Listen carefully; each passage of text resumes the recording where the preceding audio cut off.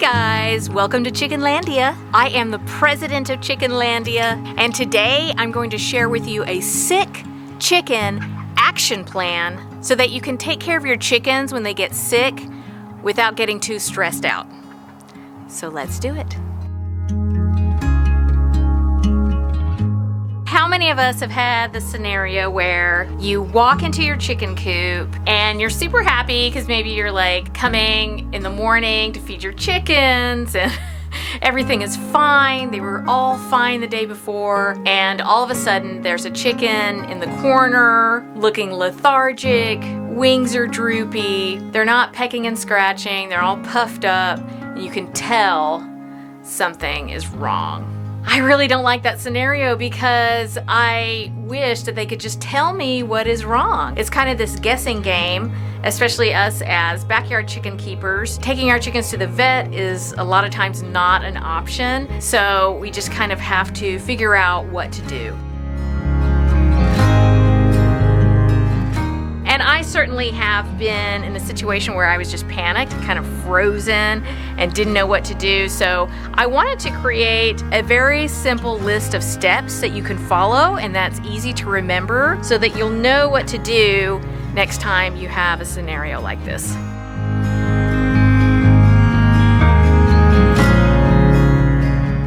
One thing I want you to try and remember is that when you go online and you look at information regarding chicken ailments, most of that information is written through the lens of factory farms. And what I mean by that is that a lot of the studies that are out there are done with factory farms in mind. What this actually does is it kind of creates a little bit of panic in the backyard chicken community because there's this idea that if we get some sickness in our flock, it's just going to go through our flock and wipe it out.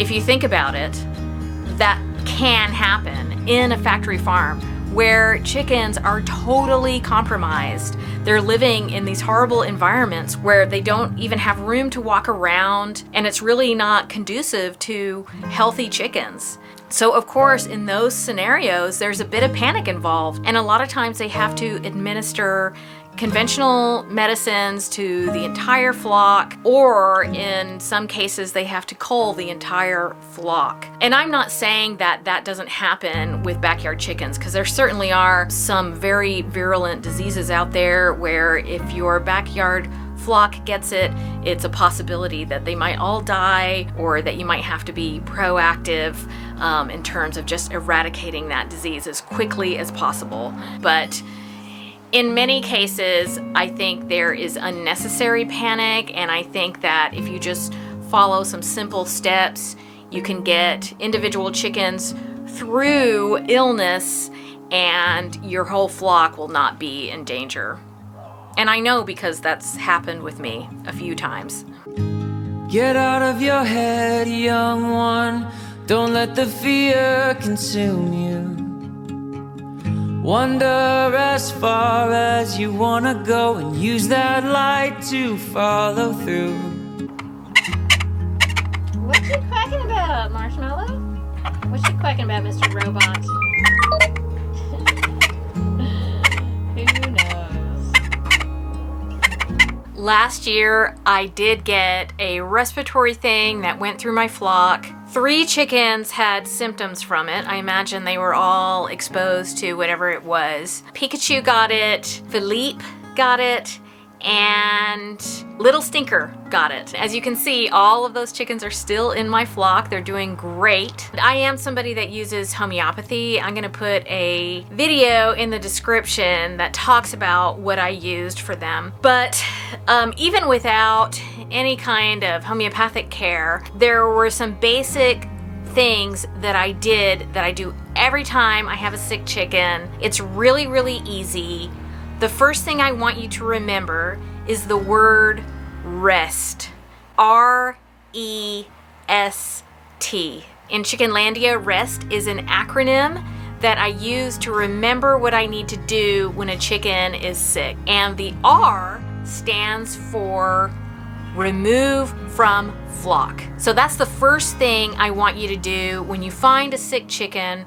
remove that chicken from your flock, bring it into another area where it can be safe from predators, from the elements. You just want to keep it away from your flock. Number one, because whatever it has, it might be contagious.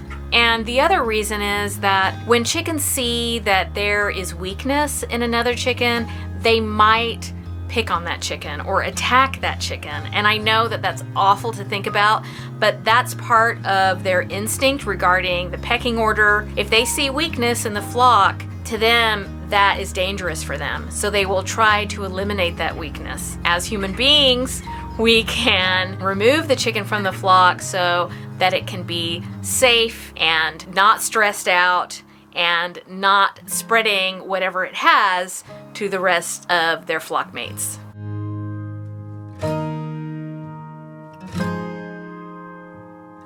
Now we know R stands for remove from flock. E stands for electrolytes. If you can find a product that has electrolytes, vitamins, and probiotics in it, that is great. I know a lot of farm stores carry products like this. And you can also make your own electrolytes. There are recipes for it online. All you have to do is do a quick Google and you will find how to make electrolytes for chickens.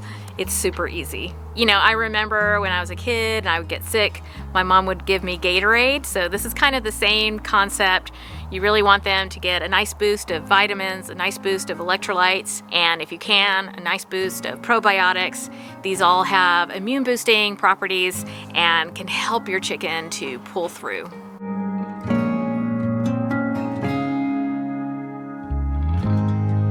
When chickens are sick, a lot of times they don't feel like eating, and that can be really worrying for us because we know that if a chicken is not eating, they really don't feel good. So what the S stands for is scrambled egg.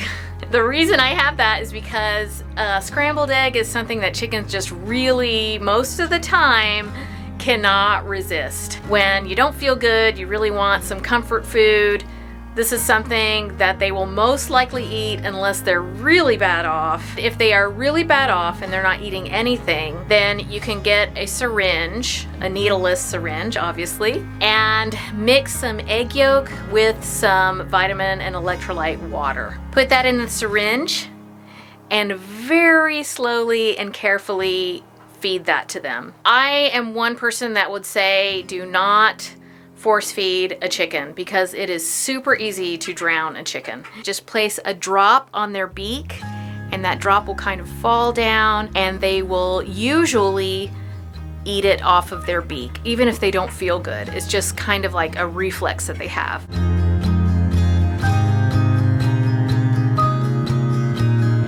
So you have removed them from the flock, you have offered them electrolytes, vitamins, and probiotics. And if you don't have vitamin, electrolyte, water, you can give them a little bit of apple cider vinegar in their water. That's also good for them. You have offered them some scrambled egg and hopefully they're eating it. If not, maybe you're giving them some egg yolk in a syringe. The last thing that I want you to remember, and it's really important, is the T, and that stands for temperature control. When a chicken is sick, you don't want them to be trying to stay warm or trying to stay cool. So if it's the winter and it's colder outside, you will want to bring them in.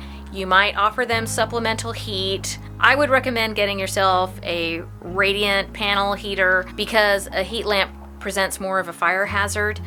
But of course, it's whatever you can do and whatever you can afford. If it is the summer and it's quite hot outside, you would want to bring them into a cooler area so they don't have to work on staying cool. If you put your chickens in an area with supplemental heat, make sure that they can get away from that heat source, because they can overheat quite easily, so you don't want that to happen. What I do when I have a sick chicken is I put them in a shower stall in our downstairs bathroom that we almost never use. I'll put some towels down or something soft for them to sit on, and that usually works great, but it's just whatever you can do. The main thing is you want to pay attention to the temperature and make sure that it is extra comfortable for them.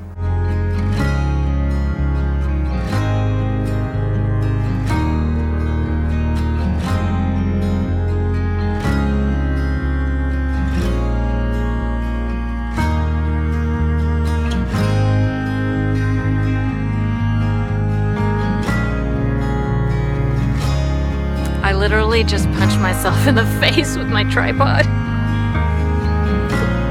I need some rest.